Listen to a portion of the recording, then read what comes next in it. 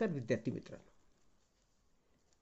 SYBSC computer सायन्सच्या paper first computational geometry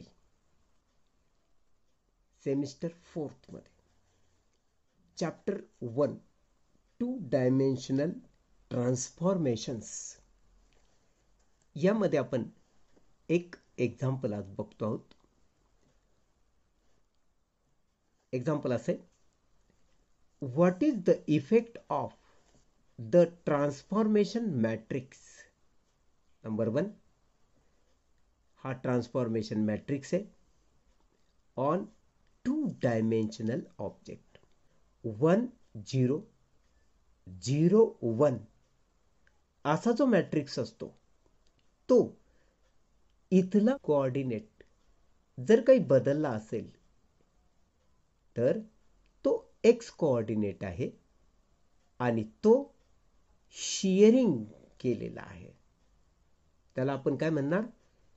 shearing in x coordinate by factor -2. इथं जर change तुम्हाला आढळला, इथं ऍक्च्युली 0 पाहिजे. जर इथं तुम्हाला चेंज आढळला तर तुम्ही म्हणायचं शियरिंग इन x कोऑर्डिनेट. आता जर इथं बदल झालेला दिसला तर अर्थात तुम्ही म्हणणार shearing in y coordinate by factor, इथं जे लिहिलं असेल वेगळं ते. तर लक्षात ठेवा, या इथं -2 दिसतोय, बाकी इथं 1, इथं 0, इथं 1 दिसतोय. म्हणजे ही डायगोनल 1 1 आहे, ही डायगोनल 0 0 असते. जर ती इथं बदल केला तर x डायरेक्शन मध्ये म्हणजे x कोऑर्डिनेट मध्ये शियरिंग आहे. इथं जर बदल झालेला आढळला तर तुम्ही म्हणायचं y कोऑर्डिनेट मध्ये शियरिंग झालेलं आहे. आता हे एक्झाम्पल बघा. दुसरं, मगाशी मी सांगितल्या पद्धतीने परत या ठिकाणी तुम्हाला 1 1 ही डायगोनल दिसते. ही डायगोनल 0 0 पाहिजे. इथं तर 0 आहे पण इथं -1 दिसतो. याचा अर्थ हे पण शियरिंगचंच उदाहरण आहे आणि हे पण x कोऑर्डिनेट मध्ये शियरिंग आहे. मग तुम्ही काय म्हणणार? Shearing in x coordinate by factor -1. तर ही डायगोनल 1 1 पाहिजे, ही डायगोनल 0 0 पाहिजे. या इथं जर कुठे तुम्हाला बदल आढळलेले दिसले तर तुम्ही म्हणणार, इथं जर बदल आढळला तर म्हणणार x कोऑर्डिनेट मध्ये शियरिंग आहे. इथं जर बदल आढळला तर तुम्ही म्हणणार y कोऑर्डिनेट मध्ये शियरिंग आहे. आणि दोन्हीकडे बदल तुम्हाला जर आढळले तर तुम्ही म्हणणार shearing in both x coordinate and y coordinate by factors. इथं जो आढळतो तो आणि इथं जो आढळतो तो तुम्ही लिहिणार रिस्पेक्टिव्हली. आता आपण एक्झाम्पल नंबर 2 बघतोय. थोडंसं पुढची step. Apply the following transformation on point A 2 -4. तुम्हाला 2 ट्रान्सफॉर्मेशन करण्यासाठी सांगितलेले. त्यातला पहिला असा आहे की shearing in y direction by 4 units. बघा, इथं y डायरेक्शन म्हणतोय आणि शियरिंग पण म्हणतोय. आणि दुसरं shearing in x and y directions by 2 and 5 units respectively. यामध्ये x आणि y मध्ये तुम्हाला शियरिंग करायचंय. हे 2 बदल आपण प्रत्येकी कसे करणार ते नीट बघूया. पहिलं एक्झाम्पल, द ट्रान्सफॉर्मेशन मॅट्रिक्स. तुम्हाला या पॉइंट A 2 -4 ला ट्रान्सफॉर्म करायचं आहे.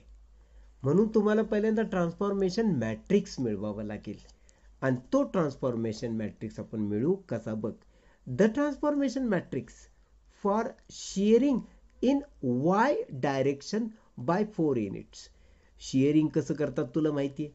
y डायरेक्शन मध्ये चेंज करायचा आहे 4 युनिट्सचा. तो कसा करायचा बघ. So it is given by हे transformation matrix T for transformation matrix.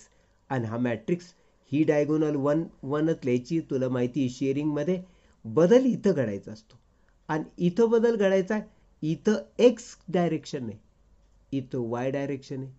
तुला जिथं चेंज करायला सांगितलं त्याच डायरेक्शनला चेंज कर. तुला सांगितलं वाय डायरेक्शन बाय 4 युनिट्स म्हणून ह्या इथं तू 4 लिहिशील. म्हणजे अर्थात इथं झिरोच राहणार, एक्स कोऑर्डिनेट किंवा एक्स डायरेक्शन मध्ये बदल घडला नाही. आता हा ट्रान्सफॉर्मेशन मॅट्रिक्स मिळाल्यानंतर पुढं बघ काय करायचं. Therefore, transforming the point A to -4. हा A2-4 पॉइंट जो आहे तो आपल्याला ट्रान्सफॉर्म करायचा आहे. कशाने? By shearing in Y direction by 4 units. म्हणजे ट्रान्सफॉर्मेशन पॉइंट असा दाखवला जातो स्टारनं. ए स्टार याचा अर्थ हा ए पॉइंट ट्रान्सफॉर्म झाल्यानंतरचे कोऑर्डिनेट. म्हणून A star that means transformed point A. तो कसा मिळतो? ए पॉइंटला ट्रान्सफॉर्मेशन मॅट्रिक्सने मल्टिप्लाय केलं तर आपल्याला ए स्टार मिळतो, म्हणजे transformed point of point A मिळत असतं. मग A2-4 दिलं. टी आपण मगाशी ट्रान्सफॉर्मेशन मॅट्रिक्स काढला 1 4 0 1. आता हा प्रॉडक्ट आपल्याला करायचा. प्रॉडक्ट कसं करतात मॅट्रिसेसचा तुला माहिती आहे. फर्स्ट रो तर फर्स्ट कॉलम यांचा गुणाकार घ्या. 2 into 1 that is 2 minus 0. 4 into 0 0. So 2 minus 0 किंवा 2 plus 0 ली काही फरक पडत नाही.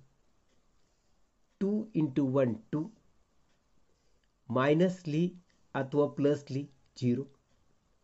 पुढं फर्स्ट रो आणि सेकंड कॉलम हा प्रॉडक्ट घ्यायचा आणि तो इथे लिहायचा.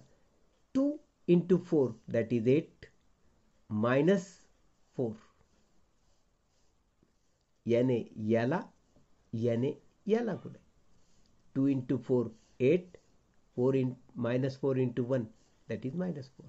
अशा रीतीने 2 plus 0 काय आणि 2 minus 0 काय? शेवटी 2. 8 minus 4 म्हणजे 4. अशा रीतीनं ट्रान्सफॉर्म्ड पॉइंट ए चे कोऑर्डिनेट मिळाला 2 4. सो पॉइंट ए होता 2 -4. Shearing in Y direction by 4 units केल्यानंतर तोच पॉइंट तुला मिळाला 2 4. सेकंड वाला बघ. The transformation matrix for shearing in x and y directions by 2 and 5 units is given by. पहिल्यांदा तुला तो टी जो आहे तो ट्रान्सफॉर्म करायचा आहे. Shearing in X and Y direction. मी तुला बोललो एक्स डायरेक्शन इथं, वाय डायरेक्शन इथं असते आणि ही जी डायगोनल आहे मेन डायगोनल ती 1 1च असते. चेंज करायचा एक्स आणि वाय डायरेक्शन म्हणजे इथं. तर एक्स डायरेक्शन मध्ये 2 युनिट्सने म्हणून इथं लिही 2. वाय डायरेक्शनला 5 युनिट्सने सो इथे लिही 5. अशा रीतीने ट्रान्सफॉर्मेशन मॅट्रिक्स झाला बघ. 1 1 ही डायगोनल तर 2 5 ही दुसरी डायगोनल. अशा रीतीनं ट्रान्सफॉर्मेशन मॅट्रिक्स मिळाला तर तू transforming point A to -4 by shearing in x and y directions by 2 and 5 units respectively असं म्हणशील. हा A transformed point is given by A into transformation matrix A 2 -4 आणि ट्रान्सफॉर्मेशन मॅट्रिक्स तुला मिळालाय 1 5 2 1. हा प्रॉडक्ट तू करणार आहेस. मग 2 into 1 that is 2. 4 into 2 that is 8. So -8. परत 2 into ह्यांचा गुणाकार घ्यायचा. 2 into 5 that is 10 आणि -4. So 2 -8 that is -6 आणि 10 -4 that is 6. So transformation point तुला मिळाला -6, जेव्हा shearing in X and Y direction bye 2 and 5 units respectively असं म्हणतो, तेव्हा हा जो पॉईंट होता 2 - 4 तोच होणार -6. So therefore point A 2 - 4 is transformed to A star -6 by shearing in x and y direction by 2 and 5 units respectively. धन्यवाद.